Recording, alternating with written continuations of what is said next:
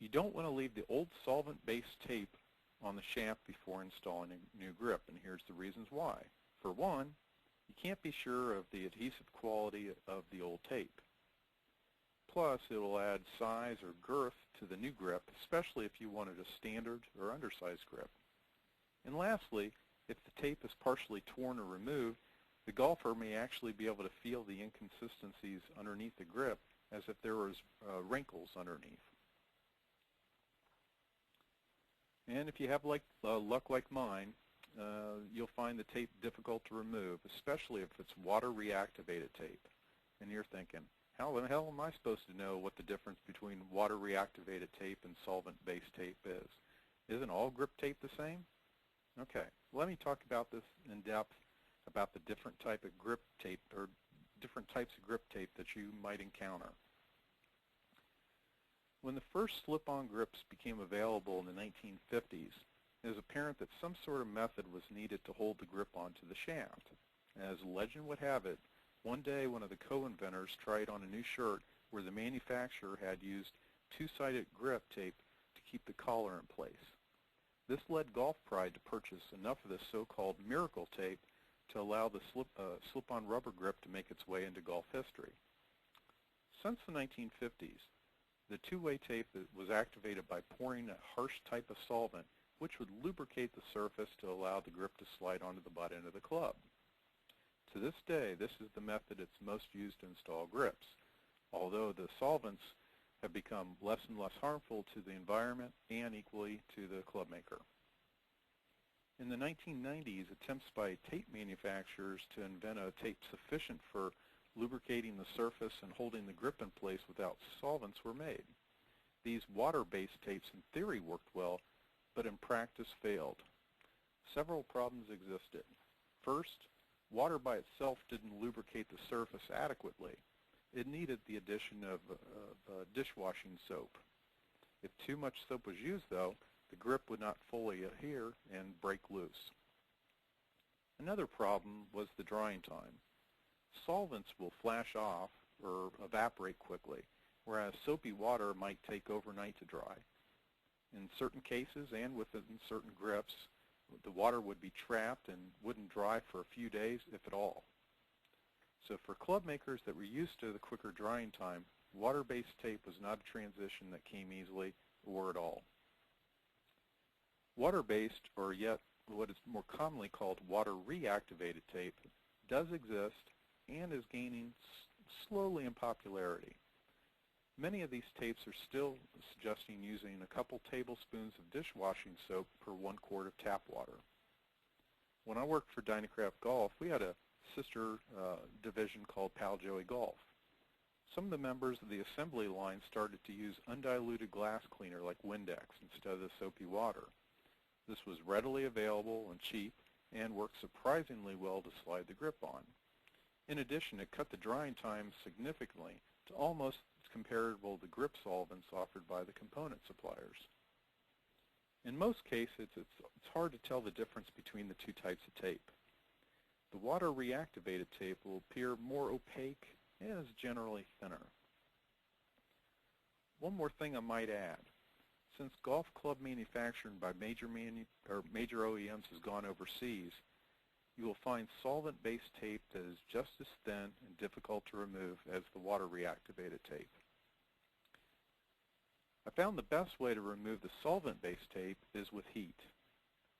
Take a heat gun and set it on the low heat setting, and then just heat the tape along the full length, making sure to keep the heat gun moving.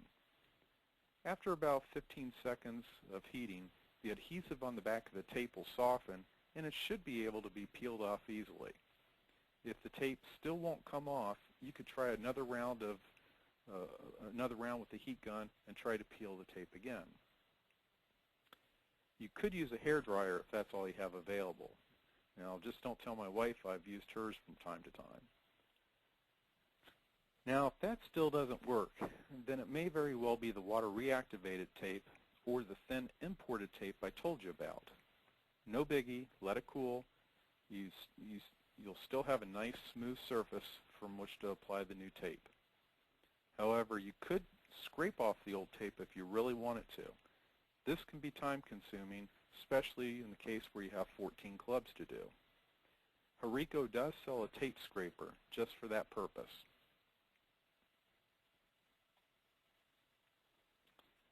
Okay, the rest of this webinar will also explain how we put on grips on brand new clubs, as the procedure is the same. I guess the first thing we should talk about is the basic supplies and tools that you're going to need. I've already mentioned that we need a bench vise, and that's for securing the club, the vinyl shaft clamp to protect the shaft, calipers to measure the size of the grips and shafts, the utility knife for grip removal, the hook knife blades for safety or safely cutting off the grips, a runoff pan to recycle the solvent, and a heat gun to remove the tape. The basic supplies are two-way grip tape, masking tape, which is for building up the grip, paper towels for general cleanup, and a grip solvent or liquid for lubrication. As you can see, this is truly not a lot that you need. A paint tray can suffice for your runoff pan, and if you're using water reactivated tape, you might be able to use the glass cleaner you already have at home. I have a quick word about solvents, as there are a lot of products that could be used. Grip solvents sold by component suppliers such as Hirekos are generally much safer than using like odorless mineral spirits or naphtha. But please try to avoid paint thinners. Remember, the grips often have some paint fill in them. Or use gasoline, kerosene, or lighter fluid. Not only are these dangerous, but they'll stink up the grip that someone's going to have to smell until the grip is well aired out. Now, calipers are probably the only thing you won't have.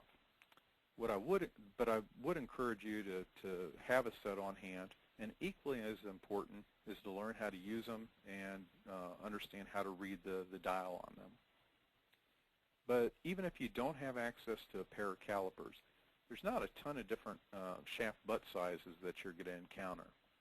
Heck, you can even turn to the bottom of page 139 of Hirekos 2009 catalog and gauge what size you have by placing the shaft butt on the proportionally sized diameters that we have placed on the page. That, my friend, is old school, but it works. Now, if you're going to do a lot of regripping, you will occasionally get into clubs with some odd-sized butt diameters that you may or may not be able to get grips for anymore. See, in the late 1990s and early 2000s, there were some companies selling clubs with these special large butt shafts, some measuring as much as 1 inch in diameter. Special thin lightweight grips were produced at the time to accommodate those shafts. One example is the Goldwyn AVDP club. If you get a request by a customer to regrip a set, don't. Politely tell your customer they no longer make a replacement grip. It's better than taking a knife and cutting off the grip and then having to tell your customer after the fact he or she will have to get a more costly reshaft job just so you can have a grip on the club.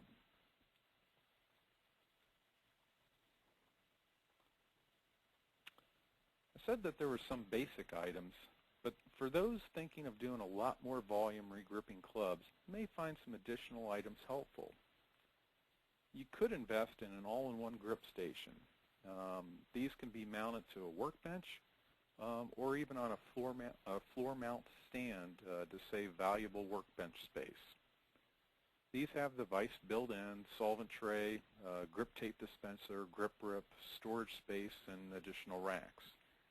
These will set you back between $400 and $600. Another handy item for the volume shop is the tape dispenser. The one we sell runs $120. It's a time saver to pull strips of tape without having to mess with the peelable liner of the tape. A grip shooter is used with the solvent and injected into a grip to help remove it and reuse it later instead of cutting it off with a knife. And then you have accessories